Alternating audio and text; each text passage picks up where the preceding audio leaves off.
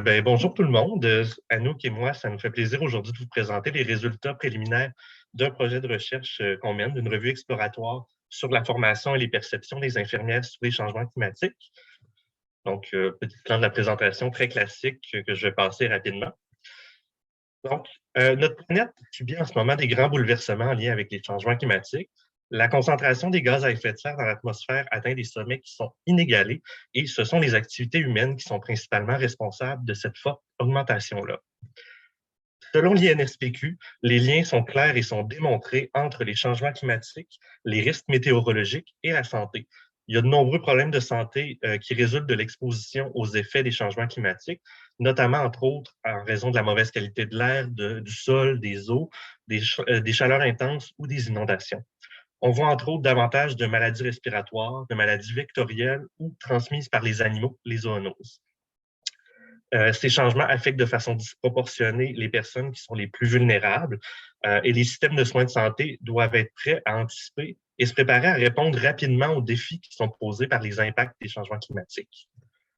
Les infirmières donnent des soins aux personnes de tous les âges qui sont affectées par les effets des changements climatiques et ont un rôle d'éduquer le public à propos des changements climatiques et de leurs effets sur la santé. Les infirmières s'informent aussi et soutiennent les politiques publiques qui sont favorables à la santé pour protéger les populations des effets néfastes des changements climatiques. Et il y a plusieurs organisations infirmières qui ont récemment d'ailleurs pris position en faveur d'une prise d'action infirmière dans la lutte au changement climatique. Donc, pour notre revue de la littérature, on s'est posé 2 questions. Donc, la première, c'est quelles sont les perceptions des infirmières et infirmiers en ce qui a trait au changement climatique? Puis la deuxième question, c'est comment les enjeux des changements climatiques sont-ils abordés dans le cursus de formation des infirmières et infirmiers? Donc, pour ce faire, il y a 4 bases de données qui ont été parcourues en janvier 2022. Donc, Medline, CINAHL, Embase et Web of Science. On a aussi parcouru des sites web d'organisations infirmières au Québec, au Canada et à l'international. Donc, certains critères d'inclusion ont été établis pour la question des perceptions. Donc, l'article devait traiter des perceptions, évidemment, des infirmières face au changement climatique. Puis, pour la question de l'éducation, l'article devait traiter de l'intégration des changements climatiques dans le cursus académique ou bien dans la formation continue. Pour les 2 questions, on exclut les textes qui traitaient d'un sujet autre que les changements climatiques, comme les articles qui traitaient d'autres enjeux environnementaux ou bien exclusivement du concept de durabilité. Les articles discutant exclusivement d'autres professionnels de la santé que les infirmières ont évidemment été exclus aussi. Concernant les routines de recherche, donc du vocabulaire libre et du vocabulaire contrôlé ont été utilisés. Le concept des changements climatiques a été utilisé pour les 2 questions, donc jumelé soit avec infirmière et perception pour la première question, puis infirmière et éducation pour la deuxième question. Donc, pour la question des perceptions, on avait 640 articles qui ont été importés dans le logiciel Covidence, puis 31 articles en texte intégral ont finalement été conservés pour l'évaluation finale. Puis pour la question de l'éducation, il y avait 480 articles qui ont été importés et 37 articles qui ont été conservés pour l'extraction. Donc, je vais maintenant vous présenter des résultats préliminaires pour la question des perceptions. Donc, les études recensées révèlent que les infirmières auraient une très grande préoccupation pour les impacts sur la santé des changements climatiques, mais elles auraient un niveau de connaissance variable et généralement faible sur ce sujet-là. En effet, selon une étude canadienne, la plupart des infirmières savent que les changements climatiques seraient dus à un certain niveau d'activité humaine et qu'ils ont des impacts sur la santé humaine. Par contre, dans le cadre d'une étude américaine, les infirmières ont été en moyenne capables d'identifier seulement 5 impacts sur la santé des changements climatiques sur les 12 qui étaient proposés. Aussi, les étudiantes infirmières auraient moins de connaissances sur le sujet et seraient moins préoccupées par les changements climatiques que les infirmières. Aussi, les études montrent que celles qui ont des meilleures connaissances sur le sujet seraient celles qui ont un intérêt personnel pour les changements climatiques et celles qui ont vécu une expérience de voyage à l'international. Finalement, il y a certaines études qui ont révélé que les infirmières perçoivent souvent les enjeux des changements climatiques comme très complexes. Selon l'étude de Schenk et al., plus de 90 % des infirmières se disent motivées à changer la pratique infirmière pour réduire les gaz à effet de serre, veulent enseigner sur les impacts des changements climatiques et veulent être préparées pour faire face aux effets des changements climatiques sur la santé dans le cadre de leur travail. Par contre, elles disent aussi avoir de la difficulté à lier leur propre pratique à l'enjeu global des changements climatiques Elles ne voient pas comment intégrer la pratique environnementalement responsable dans leur quotidien et disent ne pas détenir les compétences leur permettant de faire face aux effets des changements climatiques sur la santé chez leurs patients. Il y a plusieurs infirmières qui perçoivent les changements climatiques comme une préoccupation qui est plus personnelle que professionnelle. Selon une étude de 2016, il y a 56 des infirmières qui ne percevaient pas vraiment l'impact que peut avoir leur travail sur les changements climatiques. Puis, dans les études, il y a plusieurs barrières à l'action climatique dans le cadre du travail qui ont été soulevées par les infirmières. Donc, la nature du travail, les restrictions de temps, les préoccupations à propos de la santé et de la sécurité, le manque de support des collègues et le manque de support de l'organisation. Donc, les infirmières estiment avoir besoin d'éducation sur les changements climatiques, ses impacts sur la santé et leur rôle face à ces enjeux, donc autant dans le curriculum que dans la formation continue. Elles estiment aussi avoir besoin de sensibilisation aux enjeux et aux solutions pour permettre au système de santé d'y répondre. Puis, déjà en 2012, on nous mentionnait que les étudiantes infirmières ne se sentaient pas adéquatement préparées à comprendre les liens qui existent entre les changements climatiques et la santé. Donc, les étudiantes sont généralement, malgré tout, favorables à ce qu'on intègre les changements climatiques au curriculum, mais cette attitude-là varie toutefois en fonction du pays dans lequel les données sont recueillies et de l'exposition aux impacts des changements climatiques. Il reste que la première étape à l'intégration du contenu dans la formation, c'est la prise de conscience, parce que les étudiants doivent d'abord constater la présence des changements climatiques et leurs impacts pour comprendre les implications pratiques de la théorie qui est enseignée. Globalement, les auteurs qui s'intéressent à la formation suggèrent 3 axes avec lesquels aborder les changements climatiques, qui sont somme toute les mêmes que les stratégies de réponse aux changements climatiques. Donc, en première ligne, on a l'atténuation, soit la promotion des habitudes de vie les moins nocives pour l'environnement et la prévention des problèmes de santé associés à l'exposition aux changements climatiques. En deuxième ligne, on a les stratégies d'adaptation aux changements climatiques. Donc, c'est une fois qu'on y est exposé, identifier les problèmes de santé et les traiter. Puis, en troisième ligne, on a la gestion des effets et le développement de la résilience aux impacts des changements climatiques en continu quand on ne peut plus les éviter. Les objectifs, en général, poursuivis, c'est la capacité des infirmières à évaluer les risques des populations, la gestion des troubles de santé mentale associés aux crises climatiques, d'être outillés pour répondre aux désastres et de pouvoir donner des outils aux populations pour qu'elles s'adaptent aux changements climatiques. Puis le contenu proposé par les différents auteurs concerne en général les concepts de justice climatique, les iniquités et les co-bénéfices qui pourraient être enseignés, par exemple, par des études de cas, des simulations ou bien des stages. Il y a d'ailleurs Leffers et ses collaborateurs qui ont développé un modèle qui vise à intégrer les changements climatiques au cursus académique des infirmières en ayant une perspective de santé planétaire et une interconnectivité entre les différents systèmes de la société. C'est un modèle qui vise à démontrer aux infirmières et aux étudiantes les différents niveaux sur lesquels elles peuvent intervenir, ainsi que les facteurs d'atténuation, d'adaptation et de résilience au changement climatique. Parallèlement à ça, il y a quand même des défis à l'intégration des changements climatiques au cursus. Donc, étant donné que c'est particulièrement au cours des dernières années que les changements climatiques ont occupé une grande partie de l'espace public, ce ne sont pas tous les professeurs qui ont eu une formation sur les changements climatiques et qui se sentent à leur tour à l'aise de l'enseigner.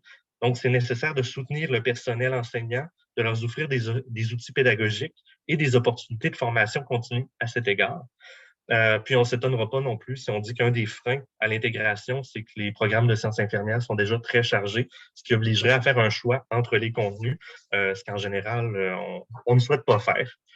De plus, il y a aussi des activités pédagogiques qui ont quand même été développées dans d'autres pays, mais on ne pourrait pas implanter ces programmes de formation ici sans les avoir adaptés au préalable. Ça peut ressembler, par exemple, à des programmes de formation en changement climatique sur 3 ans, intégrés au curriculum infirmier déjà existant. Mais justement, c'est souvent fait dans d'autres parties du monde. Donc, avant de l'intégrer au Québec, il y a des travaux d'adaptation qui sont nécessaires.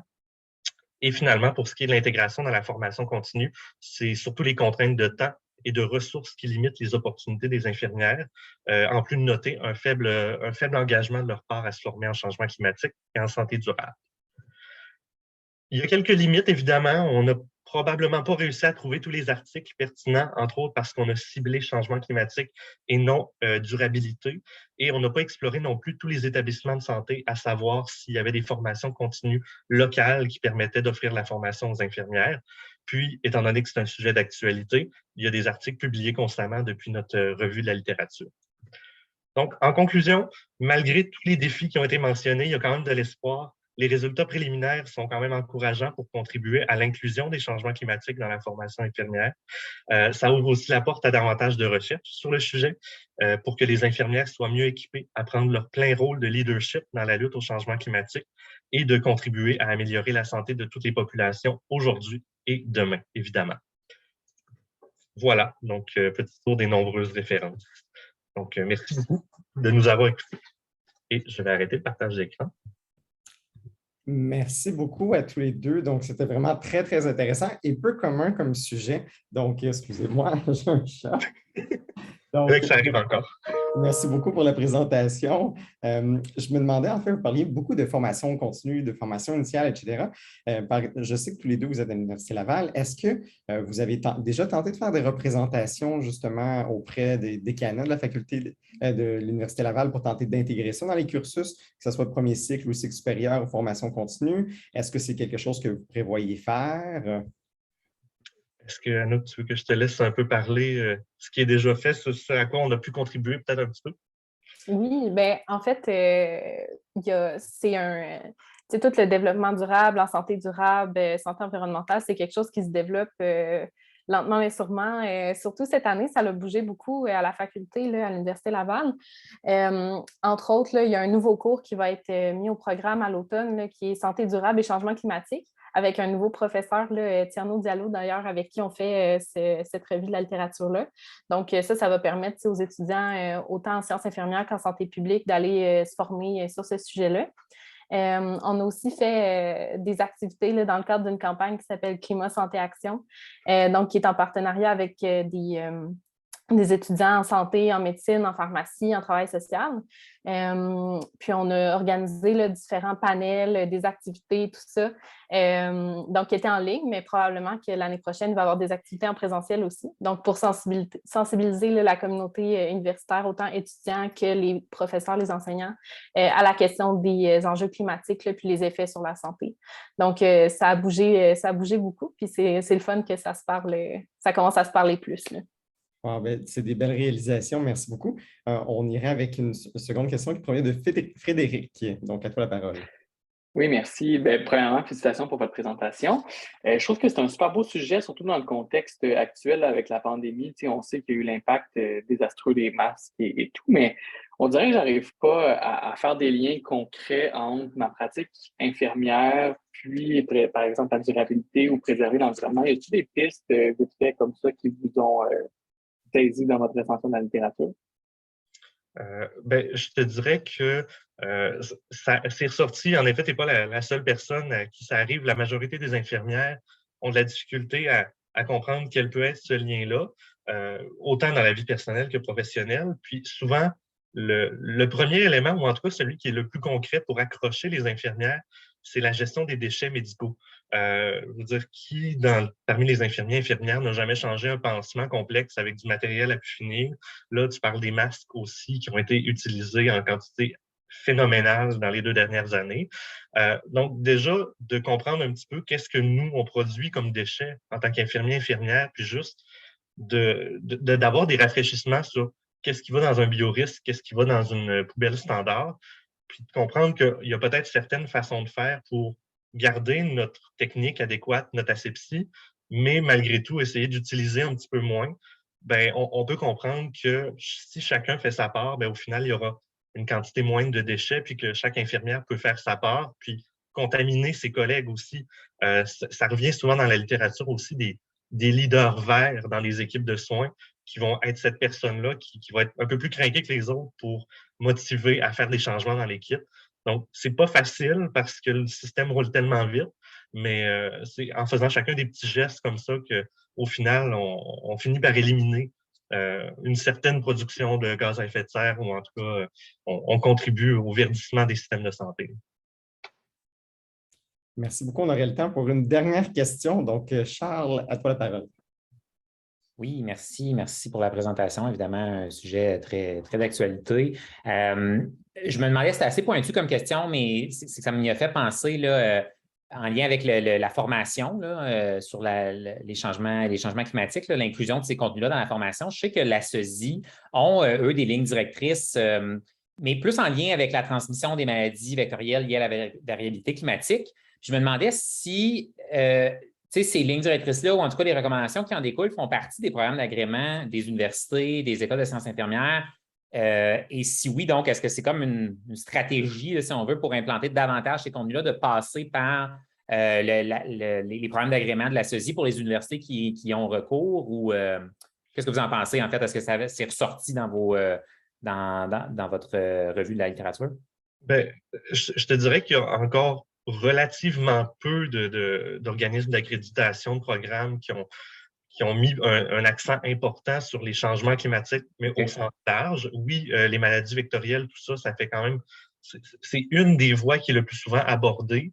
De là à savoir est-ce que les programmes de formation ont intégré ces recommandations-là, je ne saurais pas te le dire, mais c'est certain qu'il y a encore beaucoup de travaux à faire. Puis même en regardant Canada, États-Unis, en Europe, il y a peu de guides qui donnent des moyens d'intégrer les contenus des changements climatiques dans la formation.